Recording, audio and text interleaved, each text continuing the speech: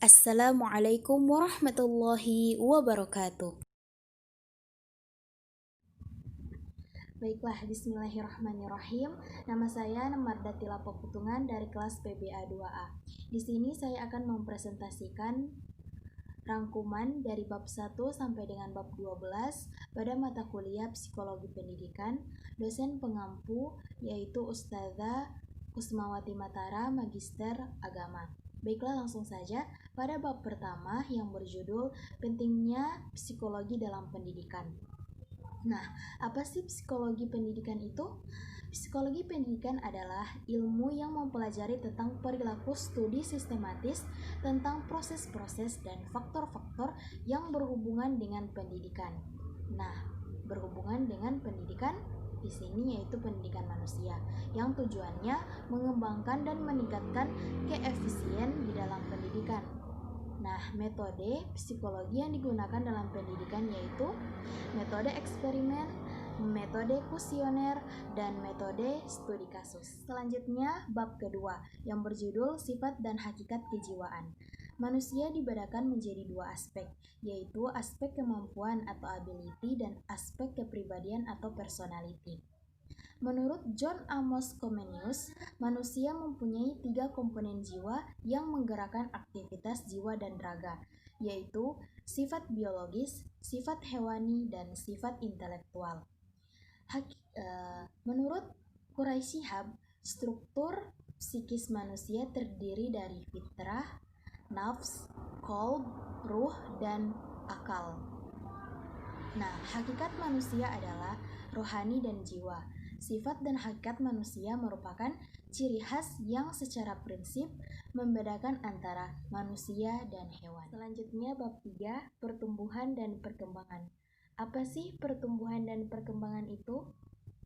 Pertumbuhan adalah proses perubahan yang berhubungan dengan kehidupan yang merujuk kepada proses perubahan yang bersifat tetap. Sedangkan perkembangan tidak jauh beda dengan pertumbuhan, yaitu sama-sama membawa perubahan.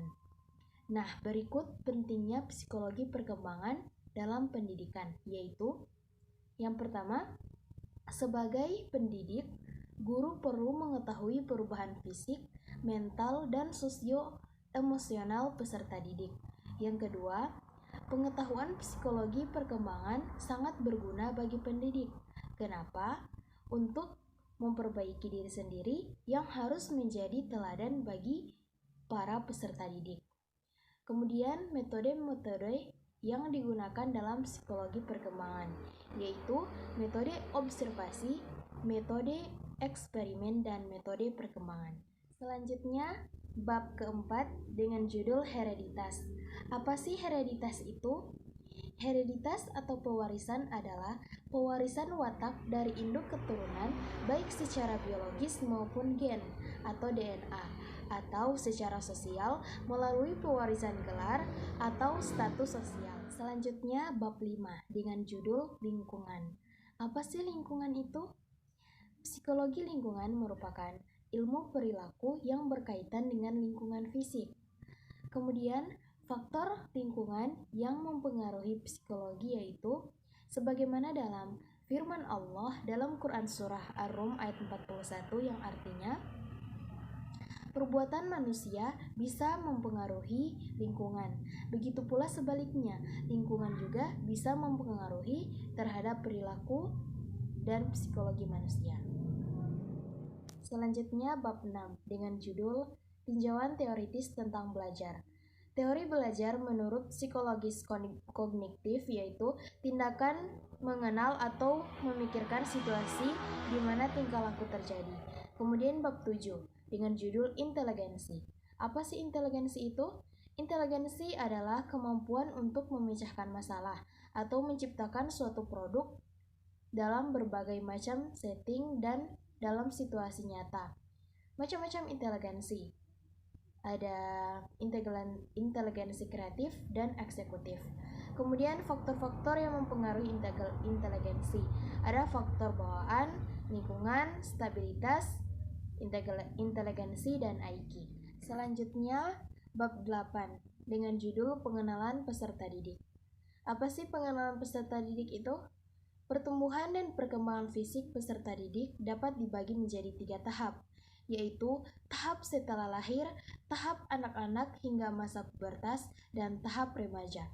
Kemudian faktor yang mempengaruhi perkembangan fisik peserta didik, yaitu pengaruh keluarga, pengaruh gizi anak, gangguan jenis, dan status sosial ekonomi. Kemudian bab 9, yaitu readiness dalam belajar.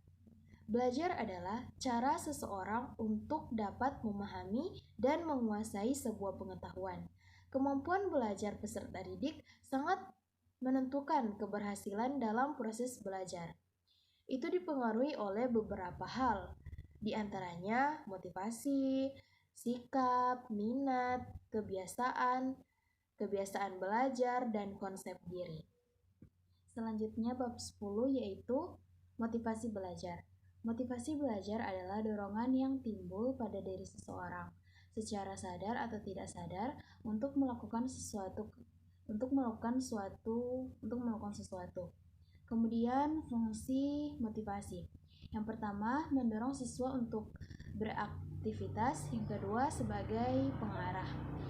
Kemudian adapun pentingnya motivasi yaitu membangkitkan, meningkatkan, dan memelihara semangat siswa untuk belajar sampai berhasil.